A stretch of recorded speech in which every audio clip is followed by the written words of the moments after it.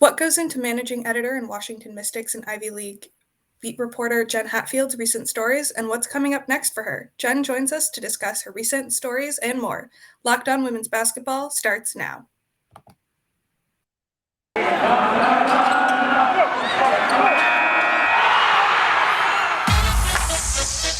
You are Locked On Women's Basketball, your daily podcast on women's basketball.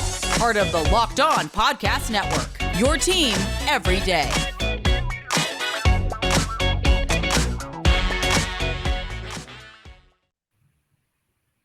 Welcome. You are Locked On Women's Basketball. I'm Natalie Heavren, and I'm a features writer and the Atlantic 10 beat reporter for the Next. Thank you for making Locked On Women's Basketball your first listen every day. And remember, Locked On Women's Basketball is free and available on all platforms, including YouTube. On today's show, we're going to discuss Jenn Hatfield's recent stories and what's up next for her. Hello and happy Wednesday. Joining me today is our managing editor at Washington Mystics and Ivy League beat reporter at the Next, Jenn Hatfield. Starting off, Jenn, what drew you to covering the Red Bull 3-on-3 event earlier this month? Yeah, thanks for having me. I know my title is a mouthful, so appreciate you listing all of that. The short version of that is there was a Red Bull 3X event in DC at the beginning of September, and I really can't pass up women's basketball events in DC. I've covered all sorts of things from pro to college, as you know, in my titles, and then I've covered murals that are in DC. Yes, murals, plural. I've covered all sorts of kind of random things. So when I heard that there was going to be a 3-on-3 event in the city, I said, why wouldn't I go cover that? I've never covered 3-on-3 before. I've watched it, but not live, just on a stream or whatever. And I just thought it was a really exciting opportunity. And then kind of the icing on the cake was that I knew that a few Ivy League alums had played in 3X events in other cities over the summer. And so there was a chance that I would get at least one Ivy alum there. And so that made it really a can't miss event for me on my beat. And then were you excited when you found out that you would get to combine two of your numerous beats, the Mystics and the Ivy League, at this event?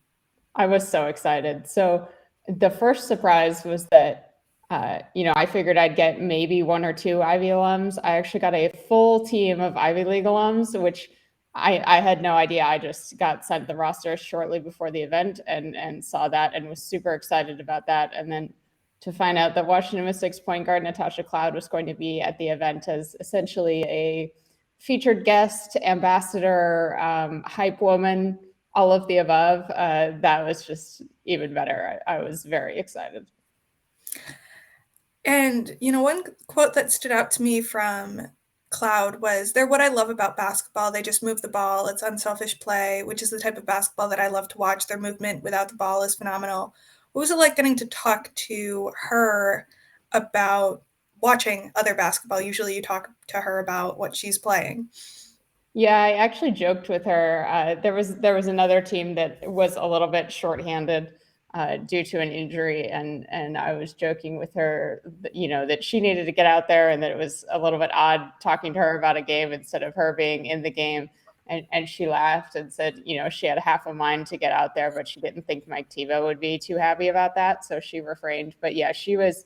So just to kind of paint the picture here, this was a 3-on-3 tournament on the DC waterfront. If you know DC, it was in the Wharf neighborhood, right on the Potomac River. Very beautiful day, very scenic.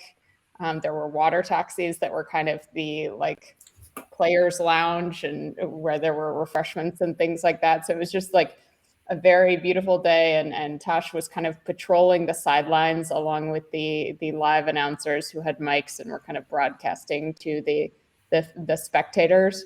And so Tosh was kind of just holding court. She wasn't a point guard on the court, but she was kind of the point guard of the event, the mayor of the event. And it was great to see her just, it's weird to say that she was relaxing at an event that she was paid to attend, right? Like she was working, but she seemed very at ease and comfortable in this ambassador role. It was neat to see her that way, a couple of weeks after the Mystics season had ended. And then what was your favorite part of covering the event and then writing your story? Oh my gosh, the whole event was wonderful, and like I said earlier, the fact that it was just a beautiful day. It was probably 75 degrees, partly sunny. We got some like really sunny moments and some cloudy moments. I definitely had to reapply the sunscreen multiple times. So it was just a beautiful day, and being able to, I think combine my beats. Natasha Cloud is always a joy to cover. She could be a beat by herself. And then getting to sit down and talk with each of the Ivy League alums was really powerful. Getting to hear their stories and kind of give them the attention that they don't always get. In fact, one of the players after the championship game, I stopped her to do kind of a really quick post-game interview, and she was like, "Wow, it's been a while since I've done one of these," because she's mostly been playing 3-on-3 and overseas. So it had been a while since she'd like had a media request. And so getting to kind of elevate those stories and see 3-on-3 for the first time, like it was really just like they couldn't have catered a day better to my beats, really, and my desire to cover things that are a little bit off the beaten path. So I really enjoyed it. Was this your first time covering 3-on-3 basketball? And what were some of the differences in covering basketball outside versus, the typical inside basketball coverage? Yeah, I think it was my first time covering 3-on-3, unless I'm having a really terrible brain fart here. So yes, it was my first time covering it. And as for an outdoor event, I mean, it could have it could have gotten really interesting if the weather was dicey. Honestly, the biggest difference for me was like trying desperately not to get sunburned. The lighting was good. It wasn't, I know that our wonderful photographer, Domenic, Allegra, who accompanied me, I'm sure he didn't love how quickly the cloud cover kept changing and throwing off all the lighting and things. But as far as me covering, it was actually like kind of remarkably similar to covering a game inside. If it had started raining, maybe that's a different story, but it was just great to be out there. And then what do you see in the future of 3-on-3 basketball in the United States? I know there were a couple quotes in your story about hopefully seeing it grow in the future by some of the players. Yeah, this was something I really wanted to learn more about at the event. And so I asked about it. And there's kind of a paradox that I write about in the story, right? Like I asked Natasha Cloud about this because Tash has actually played 3-on-3 at a USA basketball training camp a couple years ago. So she has experience with 3-on-3. And so I said, how do you assess the state of 3-on-3 in the United States? What do we need to do to grow it? And she goes, we're gold medalists. Like, we're gold medalists, referring to the triumph in 3-on-3 in the Tokyo Olympics. So on the one hand, the US is at the top of the world. But on the other, if you look at the infrastructure here, as several of the Ivy League alums told me, it's way behind a lot of other countries where 3-on-3 has a dedicated pipeline of training options from youth to adult and pro.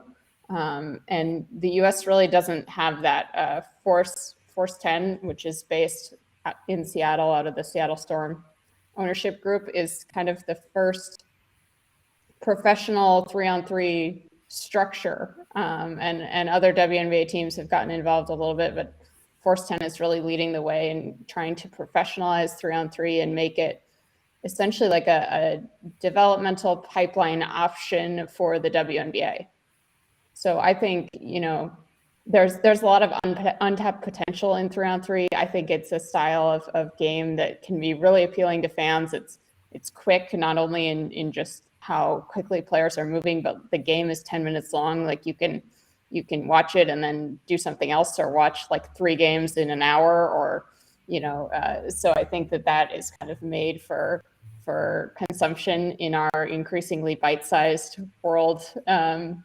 And I think it's just really fun. There's a lot of green space for it to expand. So I'm curious to watch how it does evolve in this country, and how we can get, a bigger pipeline of players competing in it. And the last thing I would say about it is I think that it's going in a direction where, if you look at the Tokyo Olympics, the players who won the gold medal were WNBA players. Mm-hmm. And it's pretty common in this country for the 3-on-3 teams to be drawn from players who primarily play 5-on-5. In other countries, that's not the case. There are dedicated kind of tracks. And I think that would be a sign of progress to be able to develop this pipeline of players who can find stability playing primarily 3-on-3. Maybe they're post-college, don't want to go overseas, but aren't making the WNBA, and they can make a living and be able to play 3-on-3 and become some of the best players in the world that way. Awesome. Coming up next, we'll talk about the latest installment in Jenn's Family Rivalries series. BetOnline.net is the fastest and easiest way to check in on all of your betting needs, and yes, even your women's basketball betting needs. I am not personally someone who bets on sports, but I love that BetOnline.net offers these options for the WNBA as well as other facets of women's basketball throughout the WNBA season and the WNBA playoffs. BetOnline made it easy to place a bet with just a couple of clicks, and now that it's time for the World Cup, you can bet on that as well. From the WNBA and MLB to NFL, NBA, and NHL, BetOnline.net has got you covered for odds, lines, and games. Head to BetOnline today or use your mobile device to learn more about the action happening today. BetOnline, where the game starts. So, Jenn, what drew you to compare the careers of cousins Delisha Milton-Jones and Haley Jones? Yeah, so I've been doing my Family Rivalry series at the Next for a really long time. And it's funny, when I first did it, I didn't imagine it as a series. So the very first comparison I ever did was the Mabry family. And I did that because I'd heard this was during Dara Mabry's freshman season. And I'd heard a lot of people saying that she might be the best of the bunch. And I thought to myself, I wonder if that's true. Is she really the best of the bunch? Is this that like trope that the younger sibling tends to be the best at everything? And how would we evaluate that? And so that's kind of how the series started. I ended up looking at all of the siblings' first year of college to kind of equalize the experience and kind of pinpoint where she was at as a freshman. So that's kind of how it started. People seemed to enjoy it. I enjoyed doing it. And so I kind of just kept doing it, picking up new families, kind of evolving the way that I compare their stats, and really just enjoyed the process of digging through the internet to learn more about all of these families. And I do other forms of stories on siblings too. Sometimes I will talk to them and write more of a standard feature that doesn't dive into all of their stats in comparative detail, but my main Family Rivalries series focuses on lightheartedly asking who was the best of the bunch. And so I picked Delisha and Haley. I forget how I found out that they were cousins, but when I found that out, my mind was blown just because they are both at the levels that at the levels where they are now or at their peak, they are elite. Haley is an elite college player right now for Stanford. Likely a WNBA lottery pick in 2023. Delisha was an Olympic gold medalist, an all-star, longtime WNBA vet, just a star. So having two kind of really high-powered options in the same family made them a dream to pit against one another. And what was your favorite tidbit or statistic you dug up in working on this story? Oh my goodness.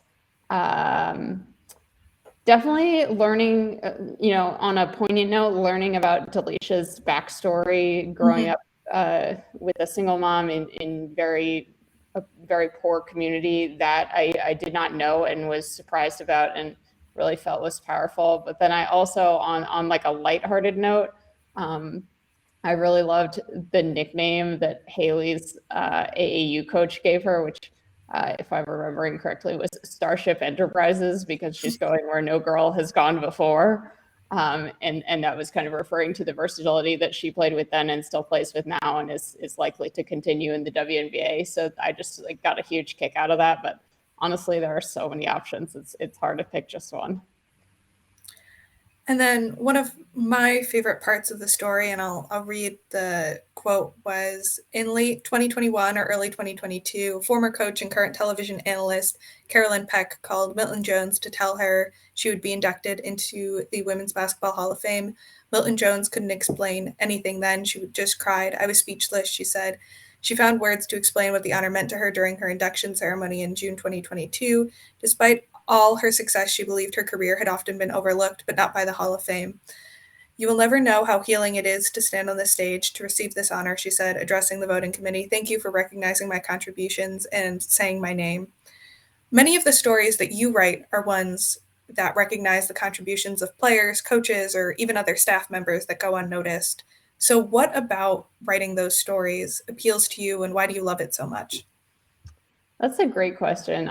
I've always been someone who doesn't want to write what everyone else has written. It's kind of like, well, if there are already 10 stories about how great player X is, like, what do I need to, why do we need another one if it's going to be significantly similar? So I've always, if I am going to cover player X, I want to find an underappreciated angle to get there, or I want to shine the light on somebody who really doesn't get a lot of shine, and I've done that on my Mystics beat. And I feel like my whole Ivy League beat is about that. At times, there's just not enough coverage of that league, which is going to be awesome this year, as a side note. But it's just kind of always what I've been drawn to, and I think, in the family rivalries series specifically, like the reason for doing that kind of goes back to I was a psychology major in college, so I've always been like very interested in the human element of these stories. Who these players are as people, how they connect with each other, like what their motivations are. Like, it's very, going back to that quote that you read, it's very interesting to me that Delisha Milton-Jones, one of the stars of this sport by any measure, felt so consistently overlooked. And I think that's very sad. But it's also kind of, if you look at it now from the outside, you're like, how did she feel overlooked when she was an Olympian and a star? And so those sorts of things I always like to try to understand with players. And I use a lot of stats in my stories, but if it's all stats, I feel like I've done something wrong. I really enjoy that human element. And within finding that human element, what is your process for digging through? You even emailed Florida's SID to get these old photos of Delisha and her sister. So what's that process of both digging to find the human element in quotes, but then also digging to find statistics, even for older generations where statistics are not as readily available? Yeah, I actually love doing some of the older stories because the newspaper articles that you read from those eras are so funny sometimes. So I really enjoy those expeditions. The problem is that finding stats can be a lot harder, pretty much for anyone who is past to the point where Her Hoop Stats gives statistics. So shout out to Her Hoop Stats. As for the statistics, I try to find them first on the team's website. Some team sites are organized better than others. Some are more historical than others. And I'll supplement with Her Hoop Stats advanced statistics where I can. If it's an older story, then likely I can't use those. But so I'll go through team websites primarily for the statistics. In the case of Charmaine, who is Delisha's sister, I couldn't really find much on the team website because that far back it was more looking in the record books, and she was not as prolific of a player as her sister was, and so was not well represented in that. So I emailed Florida first to say, hey, do you have statistics for Charmaine? Because I got them for Delisha, but I would really love whatever you can give me on Charmaine, and the SID there was great. So shout out to the Florida SID. Basically sent me a screenshot of a page with literally all of her career stats, including her time at Stetson before she transferred. So that turned out well. And then just for the story part beyond the stats, in brief, I try to read everything that I can find on the internet about anyone I'm putting in the comparison. So I'll Google Delisha, and then I'll Google Haley, and then I'll Google Charmaine, and try to kind of piece together their whole life story in my head, and then tell you all the most interesting and relevant parts. Coming up next, we'll discuss Jenn's recent story on Colombia's trip to Morocco and Spain. So this isn't the first time you've written about foreign tours. If I remember correctly, you had a story back in 2019.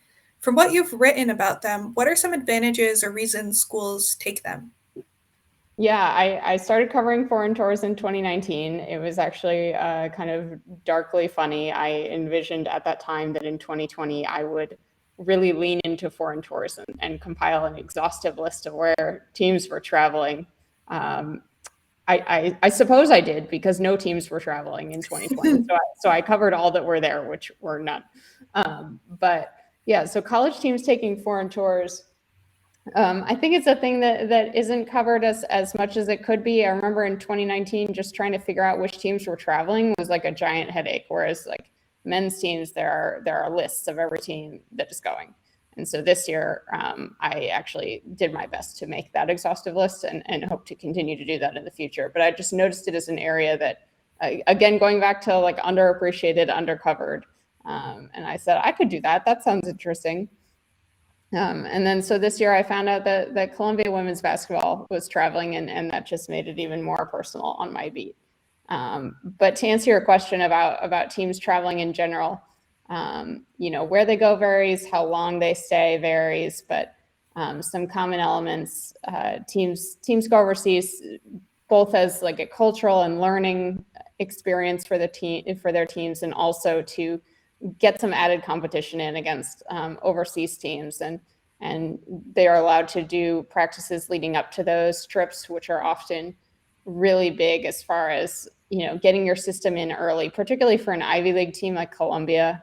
In the Ivy League, teams aren't practicing over the summer. Players are off doing internships or jobs or what have you. So getting the players back on campus was huge for those practices before they left for their foreign tour. So there's the basketball element, which level of competition varies. So sometimes that's a huge advantage, and sometimes it's less so. Basically, put all scores from foreign tours. Take those with a grain of salt, because it's hard to gauge the competition level. But they get games under their belts where they're often playing their entire rosters, which is great game experience for younger players or players who've been buried on the bench. They get team bonding from their trip overseas, and they just get like a learning opportunity that coaches unanimously, the ones that I've talked to, have talked just about how they want to make this one of the most memorable parts of their players' college experience.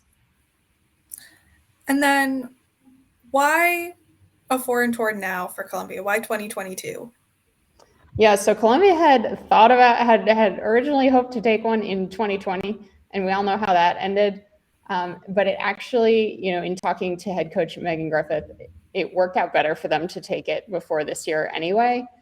So their reasoning for taking it before 2020 was it was poised to be a big year for them. Their growth trajectory is like on the way up, and so they were hoping to take one before kind of their breakout season. They had their breakout season last year, and they are poised to be even better this year. They lose just one player, their third string point guard, by the end of the year.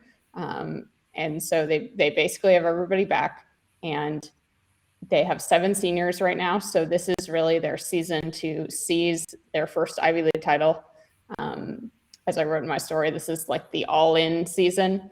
And so this tour, it comes at a great time for them to be able to get a jump start on that and really get a head start on other teams that weren't practicing when they were practicing, that haven't played any overseas games so far this season. So just a good way to kind of get them back to the level that they were playing at the end of last season and start preseason here in the States strong. And I know this was kind of the setup for your entire story, but can you give us a condensed rundown of how this foreign tour sets Columbia up for this season? You touched on it a little bit, but kind of taking that step forward, they have that practices. Where does that put them? Yeah, so Megan Griffith said that basically she thinks her team coming out of the foreign tour was playing about as well as it was at the end of last season when they made a run to the Elite Eight of the WNIT, which is pretty impressive if you think about it for a team to be playing at that level in August. They did not have their freshmen on the foreign tour because the freshmen had not enrolled in classes yet and therefore were not eligible to go. So it was just the returning players on the foreign tour, which really gave them kind of a small, tight-knit, intimate group that could really do a lot of bonding. And, everybody got to play a lot. And we saw the emergence of Jada Patrick in particular. Jada is a transfer from Duke who played last season with Columbia, but was finding her footing for much of the year and kind of came on strong at the end of the season. And then she exploded scoring the ball on their foreign tour. And again, what I said earlier, take results and stats and things with a grain of salt because it's hard to gauge the competition level. But having a confident, just a confident and comfortable Jada Patrick is huge for Columbia this year. I was joking with Meg that it seems like 5 of her players have a reasonable claim to the best player on that team, which is a really great problem to have with a team, right? If we can't tell who the best player is going to be. Abby Shue is back, and she's going to rewrite the Columbia record books for 3-pointers, and she's only a junior. She's going to do that this season. It's remarkable. Caitlin Davis is a unicorn per her coach, was an all-Ivy honoree like Shue was last season. They've got sophomore Kitty Henderson from Australia, who is really like my comp would be, she's kind of an Ariel Atkins type player who is just tough and does a little bit of everything and kind of flies under the radar. And they've got so many weapons on that team and they have played together for a while. And I think that this trip only helps them in their efforts to dethrone perennial power Princeton. And I think that watching those two compete this whole Ivy League season, and even Columbia has a really tough non-conference schedule before that, as does Princeton. So both are going to be battle tested. Both are going to be really fun to watch. And, I think it's just going to be an excellent Ivy season. I wrote during the Ivy League tournament last year that essentially Princeton is in the situation where it has had success. It knows how to win. It knows what all that entails. And Columbia was kind of like building the plane as they flew it when it came to winning. That was true last year, but this year, like, Columbia knows how to win too after they made a run in the WNIT. So we've basically just got these two titans of the Ivy League who are going to go at it, and we'll see if any other teams can kind of crash the party. But that is my not so quick preview of the Ivy League and what to expect from Columbia in particular. So thank you so much for joining me. What are you working on next? All sorts of things, really. By the time this comes out, I should have something published on Elena Deladon and what the future holds for her and her back. Spoiler alert, folks are optimistic about that, so that's good. I'm also leaning into my Ivy League coverage. I've started talking to some folks about a certain preseason player of the year candidate, so stay tuned for that, working on that. And soon enough, I'll be working on my Ivy League season preview, which is something we'll all be doing for our various conferences at the Next. And then I'm sure there'll be several other random stories, hoping to get you all another family rivalry story somewhat soon. And there are also some families in the Ivy League who I am very excited to cover this year. So kind of a grab bag per my usual. I can't wait to check that out. Thank you for making Locked On Women's Basketball your first listen every day. Join me back here to find out more about what can be learned from George Mason's open practice and what head coach Vanessa Blair-Lewis hopes to accomplish in year 2 of leading the Patriots tomorrow. And now make your second listen Locked On Fantasy Basketball. Josh Lloyd hosts the #1 daily fantasy basketball show on the planet. It's free and available wherever you get your podcasts.